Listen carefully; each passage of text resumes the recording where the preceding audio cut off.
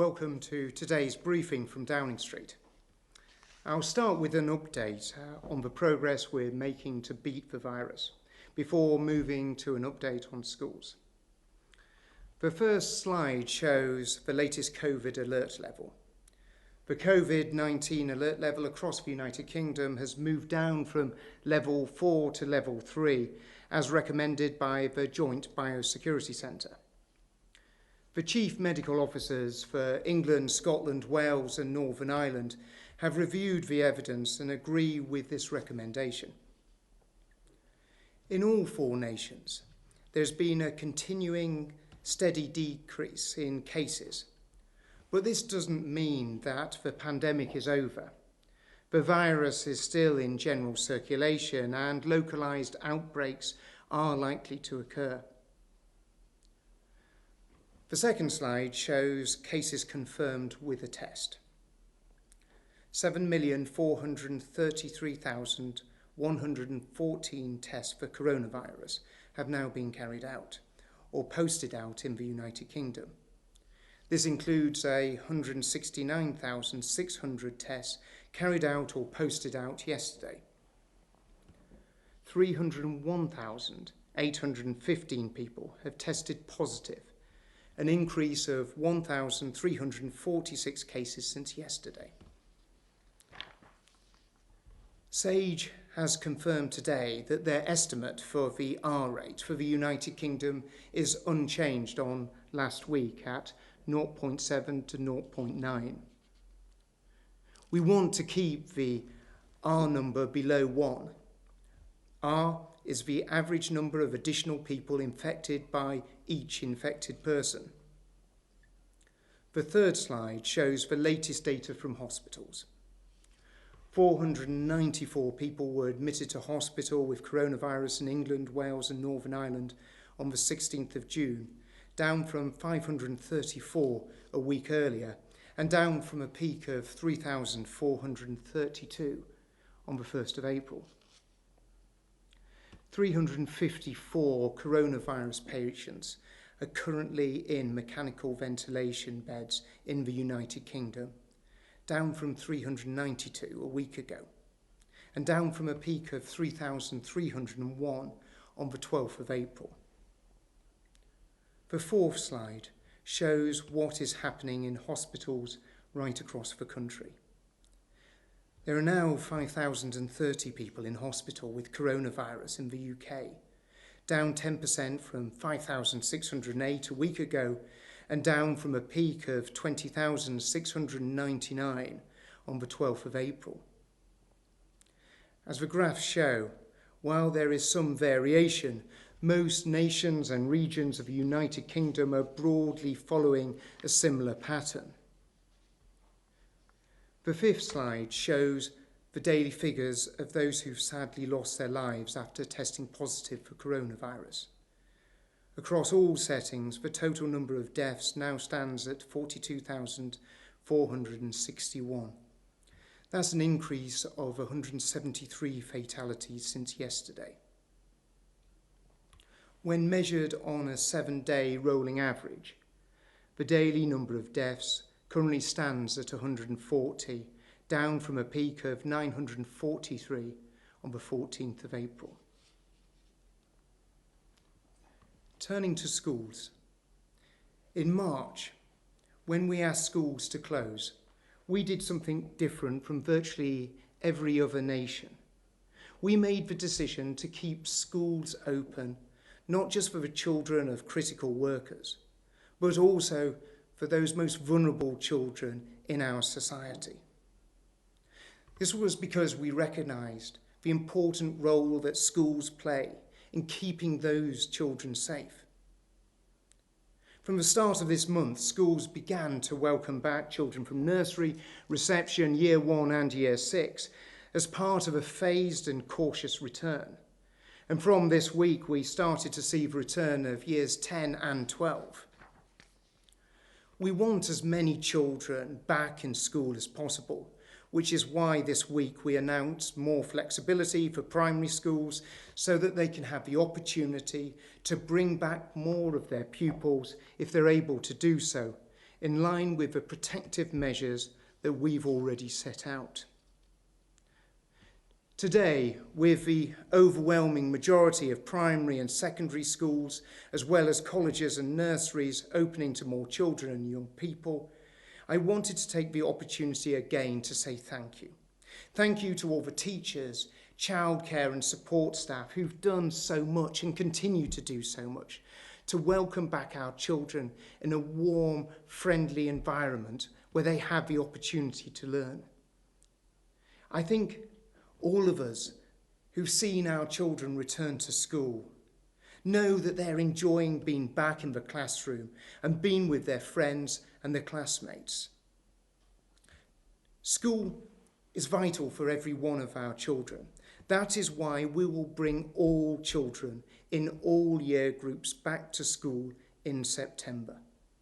While many children have already returned to school, I do understand there is anxiety still among parents. I want to assure you that the well-being of your children is the absolute top priority for every single one of us. We have put robust protective measures in place, including a hierarchy of controls and protective bubbles. I must stress that it is in every child's best interest to return to school if they're eligible to and able to. This measured return is part of our roadmap. It's part of how we will recover and rebuild after this virus. But I think all of us recognise how much children have missed out and why it's so important we support them to catch up on this lost ground. Having opened schools to more pupils and set out our intention for a full return in September, the next part of our recovery will be to roll out our hugely ambitious catch-up plan for all of our children. We must get them back to where they should be and put in place a secure foundation for longer-term reform. We'll not allow an entire generation to lose out on their education or accept lower expectations for them. That's why we're launching a £1 billion COVID catch-up plan that will lift outcomes for all pupils, with targeted support for those from disadvantaged backgrounds who are most at risk of falling behind because of this disruption. As part of this package, we'll provide a universal catch-up premium worth £650 million for all state school children in England to help them make up for the lost teaching time in the next academic year. The Education Endowment Foundation has published a guide for schools on how the money could be best spent, which will include intervention programmes, access to technology, or summer schools. This crisis will have affected children in many different ways, and for this reason I'm giving schools the discretion to tailor this funding towards their particular needs and the needs of the children that they teach. The plan also includes a new £350 million national tutoring programme to increase access to high-quality tuition for disadvantaged children and young people. This will not only help children in the short term, but will create a positive, long-lasting legacy to drive up standards, expanding the number of high-quality tutoring providers for all schools to use. This £1 billion package is already on top of £14.4 billion deal over 3 years announced last year going to our schools, recognising that our schools need additional support at this difficult time and helping them help students to catch up. Over the coming weeks, we'll publish further information and guidance to help schools prepare for a full return in September. We're working across government and with the sector to ensure these plans are fully in place so that this can happen and every child of every year group has the benefit of a first-class education. The pandemic has dealt an unprecedented shock to our education system, as it has to many other parts of our national life. Although we have a clear plan, there will, of course, be times when we have to respond quickly to changing circumstances. If this virus has taught us one thing, it's the absolute importance of being flexible and adaptable when we have to be. The education system has shown that it can do this and do so much more. We all want to see every child back in school, and we'll work together to make sure that we achieve this. Now, on questions, if we can first of all turn to Louise from Stoke-on-Trent. The COVID-19 swab test is uncomfortable and difficult to conduct with children. This will become a major problem when winter virus season starts. What is the government going to do to make testing an easier, less intimidating process for children? Well, Louise, you raise an incredibly important point, and I know that sort of having two children myself, it's something that you do as a parent worry about an awful lot. And that's why the government is taking steps to make sure we get better testing for all children, especially as we approach the winter months. Next, if we can turn to Bryn from Northallerton. And Bryn asks, when will the government in England make its new advice for shielding available, so that employers and business can support those who are shielding back into shops and the workplace in a way that they will feel safe? Bryn, I know this is incredibly important, and having family myself that are currently shielding, the worry that they have and the confidence and the reassurance they want in order to be able to take those steps outside is incredibly important to every one of them. And that's why in the coming weeks, very shortly, we'll be getting that advice out to them, giving them the guidance they need to make sure that they know that they can go out safely and who is needing to continue to take those special protective measures. Next, if we can move to Branwyn Jeffries from the BBC. Good afternoon, Branwyn. The Prime Minister today has said that by September, all pupils will be back in schools like this full time. How are you going to do that when there is still any social distancing? And when the government published the alert levels, it said that when we reached alert level 3, social distancing would be relaxed. So is the 2-metre rule going to be relaxed? Well, Branwyn, you and I both have a great passion to see all children returning to school as soon as possible.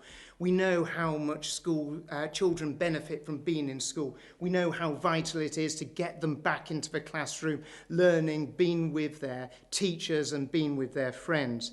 And what we're seeing with this pandemic, the infection levels decreasing. We're seeing the number of people who have affected with this virus continuously declining and the levels reducing. This is all incredibly positive and means that we can look at bringing and making sure every child returns to school. And we recognise there's still going to have to be protective measures put in place to make sure that children are safe and make sure that teachers and all those who work in school are safe as well. And that's why we're going to be issuing further guidance in the next 2 weeks. But in terms of the review of distance, the Prime Minister has made it clear that this review is currently being undertaken. It's going to be a short period of time, and it'll be reporting back to the Prime Minister and to Cabinet for Cabinet to make a decision. But I'm afraid I'm not in a position today to give you an exact date.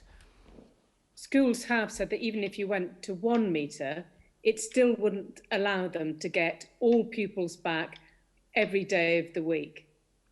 Branwyn, as you well know, that we've been creating bubbles of children in the classroom, creating a protective environment for those children. Currently, that is at 15. What we would be looking at doing is expanding those bubbles to include the whole class.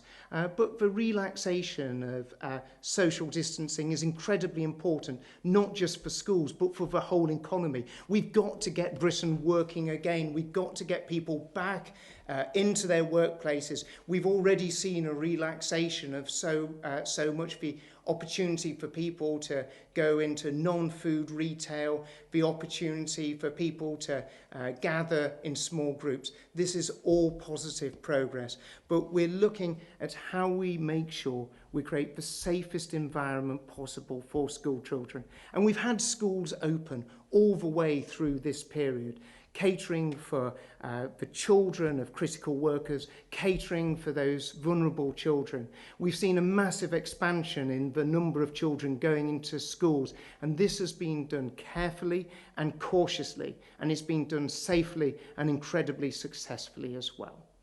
If we can next turn to Liz Bates from Channel 4 News. Liz. Hello. Hello, Liz.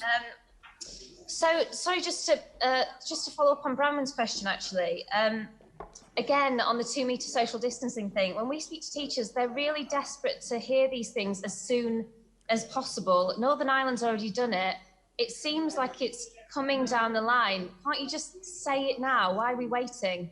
Well, Liz, we've already been very clear that we want to see all children in all classes returning full-time to school in September. That's what we're working towards, and we're actually much further ahead than Northern Ireland, not just in terms of critical workers' children and vulnerable children being able to come to school. We're ahead of Northern Ireland because nursery school children are able to come back, reception school children are able to come back, year 1, year 6, year 10 and year 12. So we're much further ahead than Northern Ireland. But this is why we've said clearly that we're going to be publishing the further guidance within the next 2 weeks so that schools have a maximum amount of time to prepare for the next phase of welcoming children back. We think it's important. But we also think it's important to use the next 2 weeks to continue to work with the sector, to consult with the sector of how we make sure this works in the most successful way possible. Liz, would you like come in again? Can I just ask one more thing? Please. So on this cash that's been announced today, early years and colleges are now excluded from it. When we spoke to colleges, they think that they were led to believe that they would be that they would get some of this money. So why have they been cut out at the last minute? Well, what we see, and you've probably seen it yourself, our Hungry Little Minds scheme, which is a great scheme to really encourage the early educational development for those early years children. We want to look at different ways of how we can continue to support that sector, how we can help parents, but most importantly, how we can help children. And then we move to the FE sector. We're going to continue to work really closely with the FE sector to see how we can continue to add on the additional and extra support we know that they're looking towards, and we want to help them in terms of able to support their students in order to continue to succeed. If next we move to Sam Coates from Sky. Sam. Secretary of State, I'm confused with what the government's proposing and promising today. So Boris Johnson said quite clearly that from September he wanted all children back every day without fail.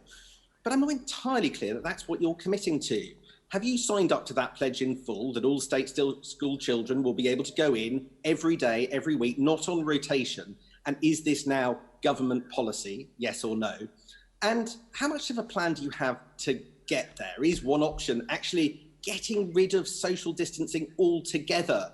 Or are you going to plan to spend the summer helping schools get new buildings and recruit new teachers for classrooms that are not yet built? Because unless you do one or the other, then the Prime Minister's suggestion isn't going to be fulfilled today. And a second thing, private schools from the start of lockdown have been able to do interactive video lessons on Microsoft Teams or on Zoom, you know, teachers looking kids in the eye. But this hasn't been possible in almost any state school. Why on earth not? Shouldn't it be? Isn't failing to get proper interactive teaching at home the biggest black mark of your department during lockdown? Well, Sam, I'm very sorry that you're so confused.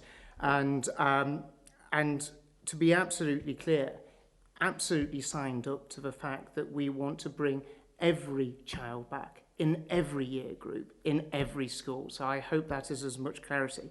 And as I did just say a little bit earlier, that we're over the next 2 weeks, we want to consult closely with the sector before we issue our guidance and our plans wider across secondary schools, across primary schools, across all settings and FE colleges as well.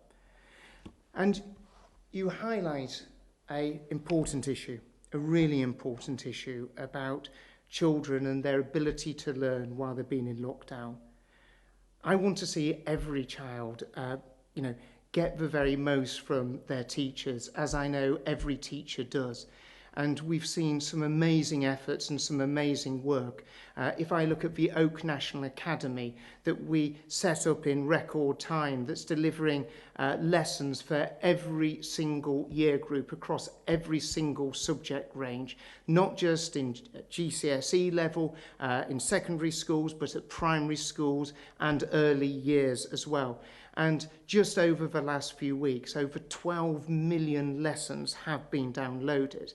And I was hoping that you were going to even welcome the fact that we've made over £100 million investment in terms of laptops, which we're rolling out to some of those children who are from the most disadvantaged and vulnerable backgrounds, and making sure that they have internet access. But we see the ability to support their learning is not just over the last few weeks and over the next few weeks, but a long-term project. And that's why we've launched the COVID catch-up plan to help children, not just over the next few weeks, not just over the summer, but over the next year, supporting them to learn.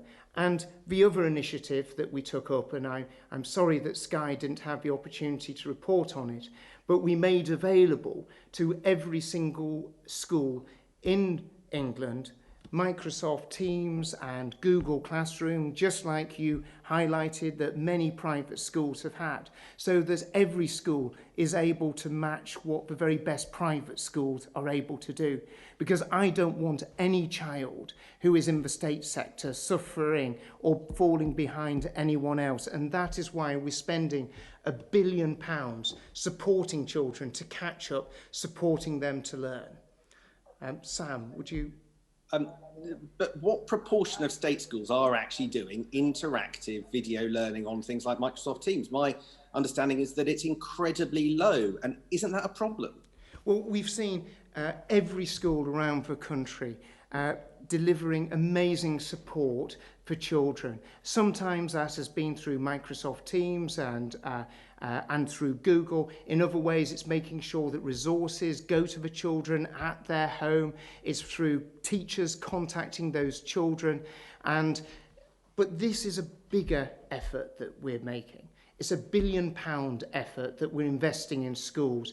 And we're looking at some of those children from the most disadvantaged backgrounds, because actually a lot of the evidence points to the fact that those are the children we need to be most worried about, that they may have fallen the furthest behind. And that's why we're introducing this tutoring programme. And all the evidence points to the fact that this tutoring programme can deliver the biggest benefit for those children, have the biggest impact on their life chances. And it's certainly something that I hope that we've seen right across the sector. So many people welcome it because they realise and they understand this is going to make a massive difference to children's lives. And I hope it will do to your children as well, Sam. If we can move on to Lucy Fisher from The Times. Lucy. Mr. Williamson, do you think children should be taught more about Britain's colonial past and involvement in slavery? And will you change the curriculum to ensure this? Well, Lucy, as I'm sure you're aware, our national curriculum covers the issue of the British Empire and the incredibly rich history that this nation has.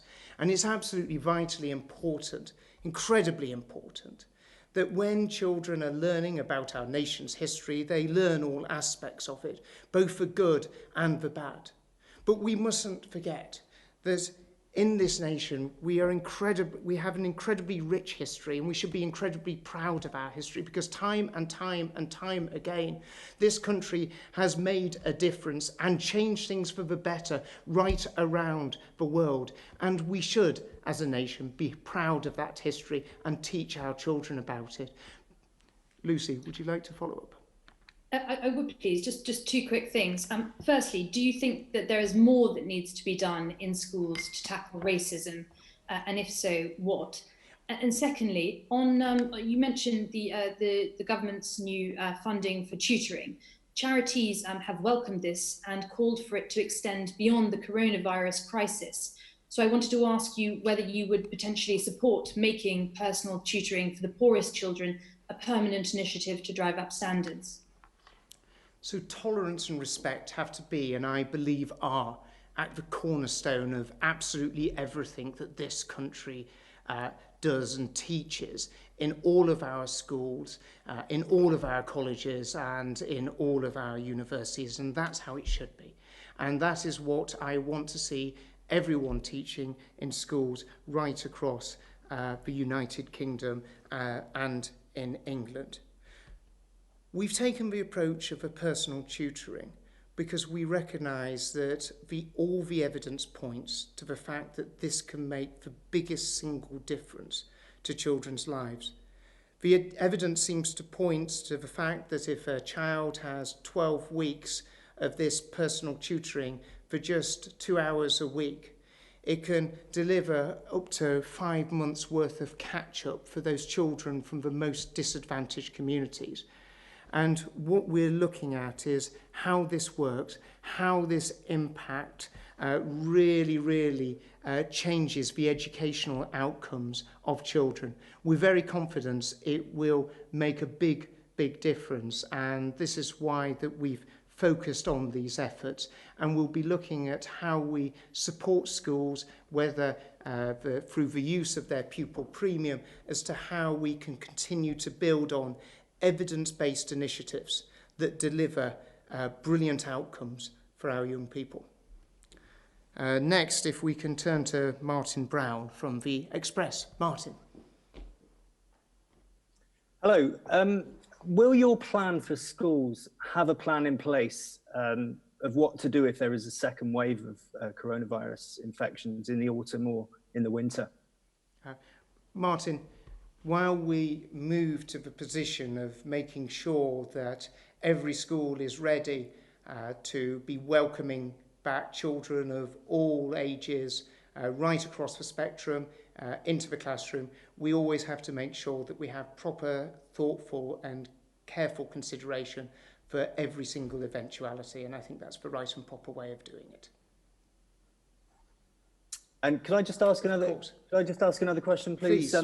Just on summer holidays, what countries would you like to see the UK have air bridges with? And are you concerned that one of the countries that has been mooted as a possible country we could have an air bridge with, Portugal, is seeing some spikes in coronavirus cases? Well, as someone who grew up in Scarborough, my personal view is that everyone, if they have the opportunity, can have a great benefit and great advantage of visiting some beautiful seaside resorts right around the UK. And frankly, you can't get better than visiting places right across England, Wales, Scotland and Northern Ireland. And I hope people will take up that opportunity during the summer. But the Secretary of State for Transport continues to have discussions with his counterparts on this and will report back when he's in a position to do so. And finally, if we can turn to Amy Gibbons from the Times Education Supplement. Thank you. Education Secretary, do you agree with the Prime Minister that it is crucial that teachers draw up catch-up plans for every pupil before the summer?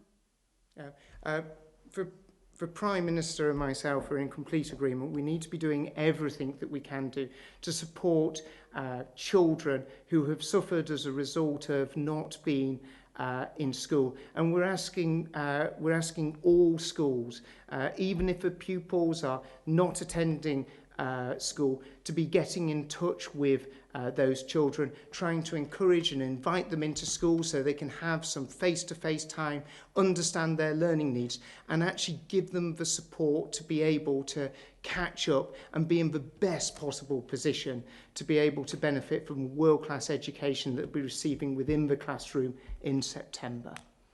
Amy, would you like another question? Yes, please. Can I please ask do you want teachers to work this summer to help their pupils catch up? Yeah. Well, we've already set out, and there's some brilliant work by the Education Endowment Foundation about how teachers and schools can support their pupils. One of those packages that we're putting £1 billion behind this catch-up plan, COVID catch-up plan. So it's a big investment of an awful lot of money. One of those schemes is to have children coming back during the summer into schools. But we recognise it's really important for the schools to be able to tailor their plan for their children to make sure it delivers the maximum impact so those children catch up and really succeed. Thank you ever so much, Amy.